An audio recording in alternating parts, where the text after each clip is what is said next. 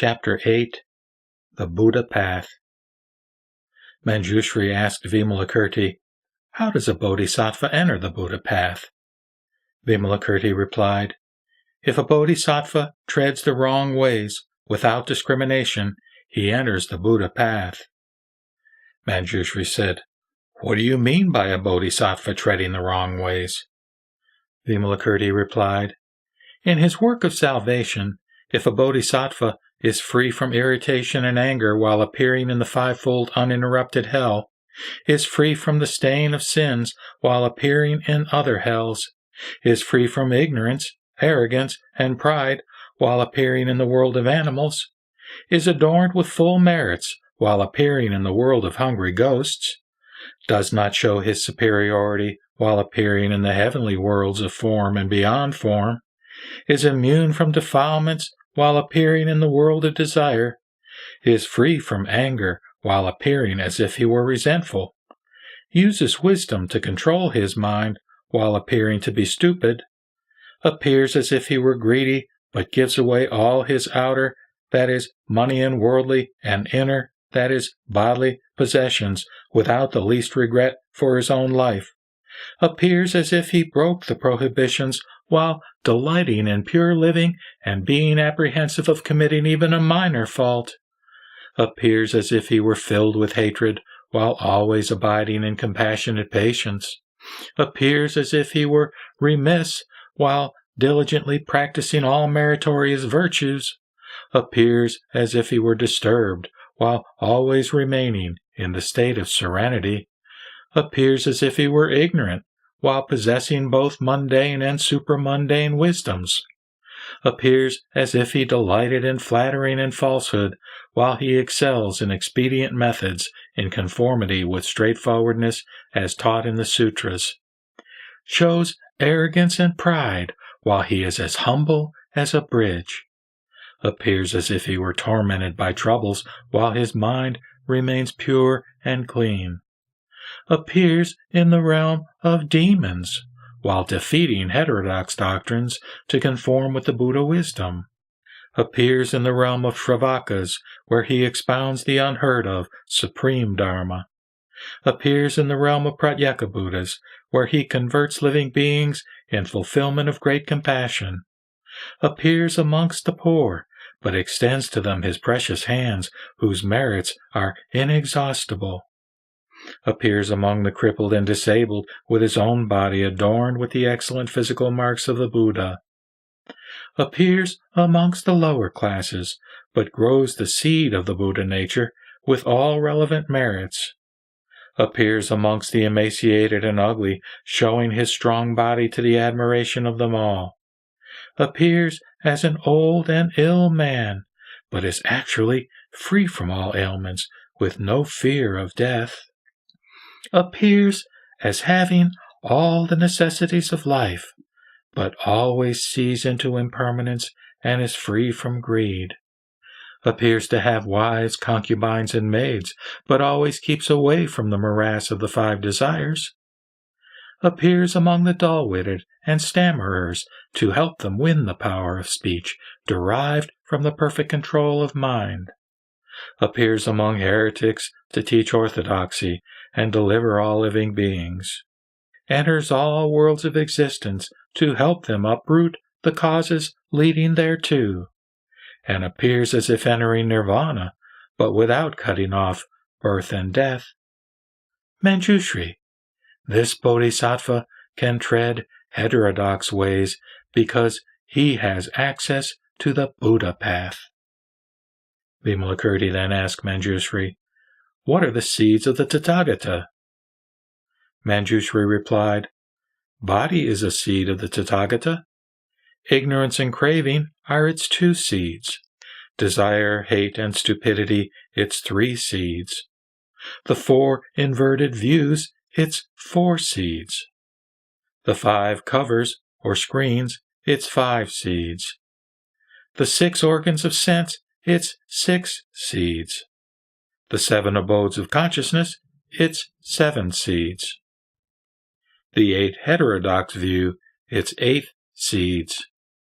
The 9 causes of klesha or troubles and their causes, its 9 seeds. And the 10 evils, its 10 seeds. To sum up, all the 62 heterodox views and all sorts of klesha are the seeds of Buddhahood. Vimalakirti asked Manjushri, "Why is it so?" Manjushri replied, "Because he who perceives the inactive state and enters its right or nirvanic position is incapable of advancing further to achieve supreme enlightenment or anuttara samyak sambodhi. For instance, high ground does not produce the lotus, which grows only in marshy land. Likewise, those perceiving nirvana and entering its right position will not develop into Buddhahood, whereas living beings in the mire of klesha can eventually develop the Buddha Dharma. This is also like seeds scattered in the void, which do not grow. But if they are planted in manured fields, they will yield good harvests. Thus, those entering the right position of nirvana do not develop the Buddha Dharma, whereas those whose view of the ego is as great as Mount Sumeru may, because of the misery of life, eventually set their minds on the quest of supreme enlightenment, thereby developing the Buddha Dharma. Therefore, we should know that all sorts of klesha are the seeds of the Tathagata. This is like one who does not plunge into the ocean and will never find the priceless pearl. Likewise, a man who does not enter the ocean of klesha will never win the gem of all knowledge, or sarvajna. Thereat, Mahakasyapa exclaimed, "Excellent, Manjushri, excellent. Your sayings are most gratifying. As you have said, those suffering from klesha are the seeds of the Tathagata. So we are no longer capable of developing a mind set on enlightenment. Even those committing the 5 deadly sins can eventually set their minds on the quest of the Buddha Dharma, but we are unable to do so, like persons whose defective organs prevent them from enjoying the 5 objects of the senses. Likewise, the Shravakas, who have cut off all bonds of transmigration, are no longer interested in the Buddha Dharma and will never want to realize it. Therefore, Manjushri, the worldly man still reacts favorably to the Buddha Dharma, whereas the Shravaka does not. Why? Because when the worldly man hears about the Buddha Dharma, he can set his mind on the quest of the supreme path, thereby preserving forever the 3 treasures of Buddha, Dharma, and Sangha, whereas the Shravaka, even if he passes his lifetime listening to the Dharma and witnessing the fearlessness of the Buddha, etc., will never dream of the supreme way. A bodhisattva called Universal Manifestation, who was present, asked Vimalakirti, "Who are your parents, wife, and children, relatives and kinsmen, official and private friends, and where are your pages and maids, elephants, and horse carts?" In reply, Vimalakirti chanted the following: "Wisdom perfection is a bodhisattva's mother. His father is expedient method. For the teachers of all living beings come only from these 2, upaya and prajna. His wife is joy and Dharma's law. Kindness and pity are his daughters. His sons, morality and truthfulness. Absolute voidness, his quiet abode. Passions are his disciples, whom he transforms at will. Bodhipaksika Dharma are his friends, helping him to win supreme enlightenment. All other perfections are his companions. The 4 winning methods are his courtesans. Hymns, chants, and intonations of Dharma are his melodies. Complete control over passions is his park. Passionlessness is his grove. The 7 grades of Bodhi are the flowers bearing the fruit of wisdom's liberation. The pool of 8-fold liberation holds calm water, which is clear and full. The 7 blossoms of purity are well arranged to bathe this undefiled bodhisattva man, whose 5 supernatural powers are walking elephants and horses, while the Mahayana is his vehicle, which, controlled by the one mind, rolls through the 8 noble paths. 32 distinctive marks dignify his body, while 80 excellences add to it their grace. Shamefulness is his raiment, and deep mind his coiffure. The 7 riches that he owns are his assets, which, used to teach others, earn more dividends. Dedicating all merits to Buddhahood, his practice of the Dharma, as received, wins far greater profit. The 4 dhyanas are his meditation bed, which from pure living originates. Much learning increases wisdom, announcing self-awakening. His broth is the flavor of release. The precepts are his perfumed salve, and pure mind is his bath. By killing the culprit Klesha is his boldness unsurpassed. By defeating the 4 demons, he plants his triumphant banner as a Bodhi Mandala. Though he knows there is neither birth nor death, he is reborn to show himself to all, appearing in many countries, like the sun, seen by everyone. When making offerings to countless Buddhas in the 10 directions, he does not discriminate between himself and them. Although he knows that Buddha lands are void, like living beings, he goes on practicing the Pure Land Dharma to teach and convert men. In their kinds, features, voices, and bearing, this fearless bodhisattva can appear the same as they. He knows the mischief demons do, but appears as one of them, using wise expedient means to look like them at will. Or he appears old, ill, and dying, to make living beings realize that all things are but an illusion, to free them from all handicaps. Or he shows the eon's end, with fire destroying heaven and earth, so that those clinging to permanence realize the impermanence of things. Then countless living beings call on this bodhisattva, inviting him to their homes to convert them to the Buddha path.